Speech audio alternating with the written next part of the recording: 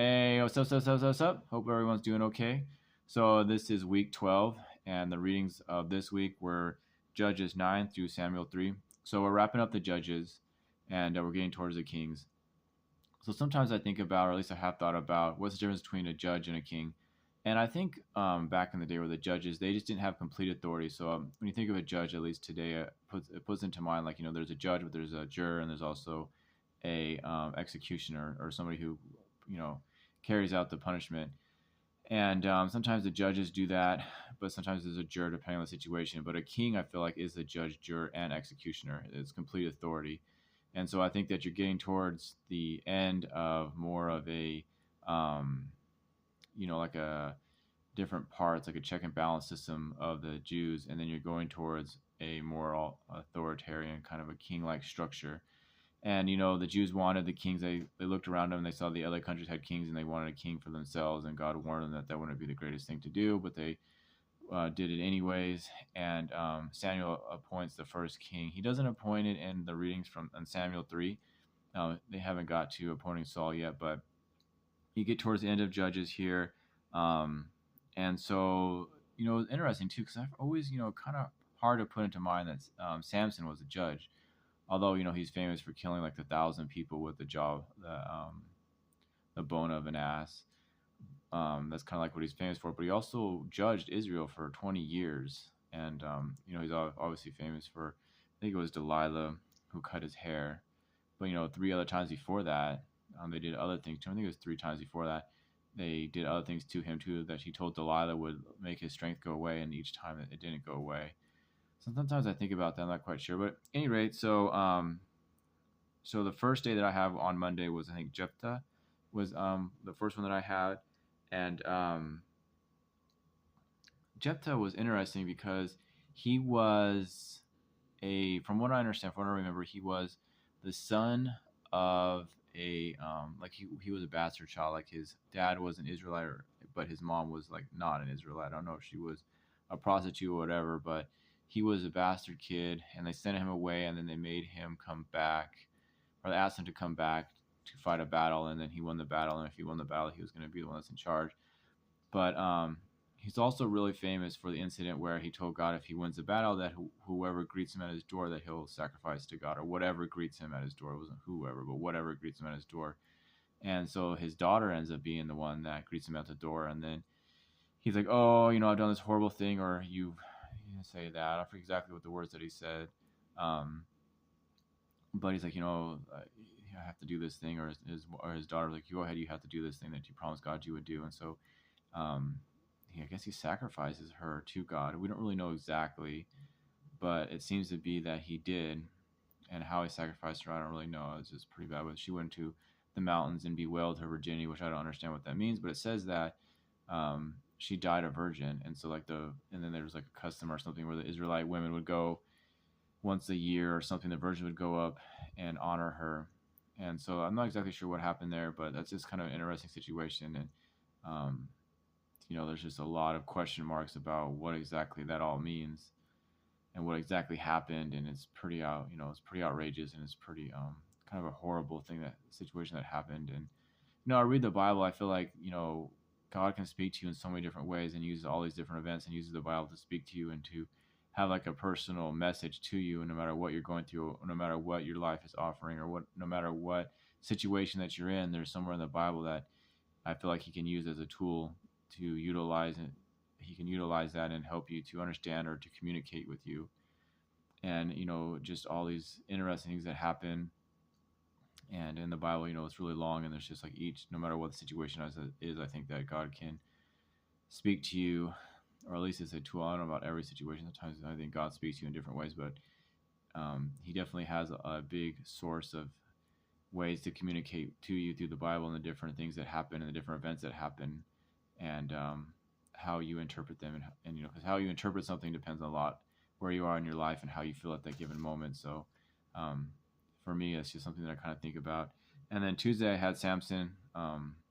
He was a Nazarene from birth. He didn't cut his hair or drink strong drink, and God told his mom what he was going to be into, not to drink strong drink or not to have, that he was going to be a Nazarite from the very beginning. And he also was famous for being he had put that riddle, and his wife told the Philistines the answer to the riddle, and he had to go kill like 30 people or something. And but he's there's a lot of what is it called, plagiarism that goes around, I think, in like movies and stuff. And one of them, I think, is that Samson was like the original Riddler. He only had put forth this one riddle, but I would imagine he did a lot of other riddles as well. And so like a lot of these things that pop culture uses is like or turns into evil. The Bible used first, I think, and they were like good things. And so like a lot of people around in pop culture and other things, they try to make everything that's kind of cool or that's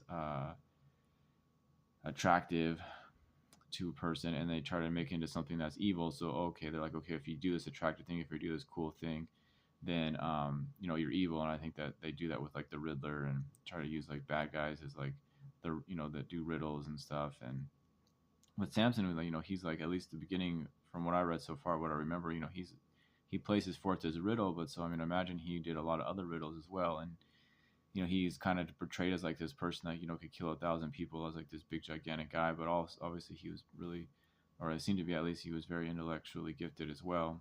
And so he was an all-around person, and not just like this kind of bronze with no brains kind of character that is often portrayed in pop culture Bible. And it's just really interesting. And so Samson obviously is a big character, and he's a very famous character. And also he judged Israel for 20 years too, so he just didn't just have these one things. And he killed the Philistines of 3,000 when they grabbed him and they put out his eyes after he cut his hair. And so he killed 3,000 of them. It was interesting. It was just a very, very action-packed life, I suppose. And then you have Wednesday is Benjamin. For Wednesday I have Benjamin fought against the tribes of Israel.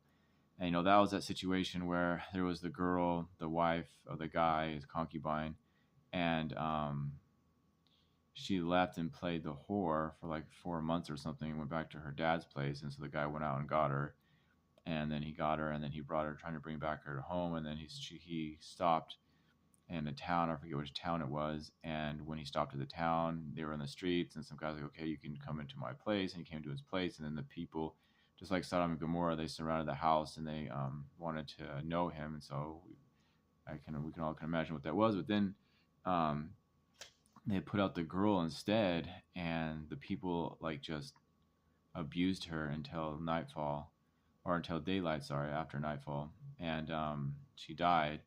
And the guy took her and cut her up into 12 different pieces, and then sent her out to the 12 different tribes of Israel. And they all came to war against Benjamin. And first they lost the first couple of battles, and they ended up beating Benjamin. And then there's some other stuff that I don't quite understand exactly what happened, but they like took 300 wives or something of a town that didn't come and fight for Israel against Benjamin, and they gave them to the Benjamites because they swore they wouldn't give them any wives. And then they told them that they could go and like go somewhere, and when the girls went out to dance, they can grab the girls and make them their wives. And so there was a lot of kind of peculiar situations that went through this in this event here, and peculiar actions. And I don't really think that just because the Bible says these things happen doesn't say that they're the right things, that they should have happened. It's just like a history. And so I think there's a lot of things that happen, because they lost the first couple battles too. So you can see, I think, that at least it's possible, in my eyes, at least the way that I read it, is that a lot of people were making a lot of bad mistakes back then.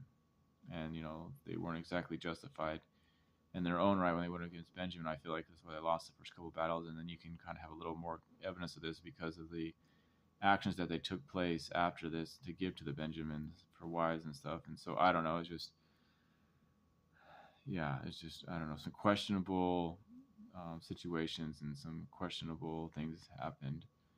Okay, and then so Thursday I have Ruth, and Ruth is the famous one where she was with her mother-in-law, and her mother-in-law had 2 kids one was Ruth's husband, and the other one was another girl's husband. And then the two children of, I think it was Naomi, died, was the Ruth's stepmom. And when her two children died, one of her daughters, she's like, okay, she told both of her stepdaughters that they should go back to their own country. And one of her stepdaughters went to their own country, but Ruth was like, my people will be your people, your God will be my God, and I'll die where you die. And so she was just really attached to her, and seemed to be doing the honorable thing. And so Ruth brought her back, and I think it was Beor, I think it was who she met, and then she married him, and she like laid at his feet. And so she was kind of like the example of a virtuous woman. And so Ruth was like a very virtuous woman. And so, like we said, there's a story about her. She's got her own chapters, a couple pages, I think, only maybe 2 or 3 pages, and is in between Judges and Samuel. And so she's like an example of a virtuous woman, and she has virtuous characteristics. And so she's honored by putting her own book in the Bible and talking about her life. And then on Friday I have Samuel, and Samuel's mom couldn't have any kids, and then so she told God if that God would take away her reproach, or if God would give her a child, then she would give the child to God. And so she told that to Eli, or she told that to God, and then Eli was watching or observing, but she didn't speak out loud. But Eli was kind of witness to the situation, and so she gave Samuel back to Eli to the not the church, but the temple or whatever, where they went to do the sacrifices. And Eli's 2 kids were like really bad, and so I'm at the part right now in Samuel 3 where God's told Eli through Samuel, and I think another man of God, that the consequences of Eli letting his 2 sons do what they were doing, and the consequence of his sons doing what they were doing. And so Samuel gets to know God, and he's like learning in the temple, and he's growing, and he's going to later become a very big part in the first King Saul, anointing King Saul, and then King David. And so he plays a big part in both Saul and I'm pretty sure there's a lot to, there's a lot to Samuel, and it's very interesting. And so it's the end of the Judges and the beginning of the Kings is what we're coming up to. And so that's Judges 9 through Samuel 3. It's obviously the Bible, and it's always interesting, and we're getting into some kind of interesting times. And so it's an easy read this time through, at least for me, because there's so many kind of cool things that happen. So anyway, I hope everyone's doing good, and thanks for watching the video. God bless, and happy truth seeking.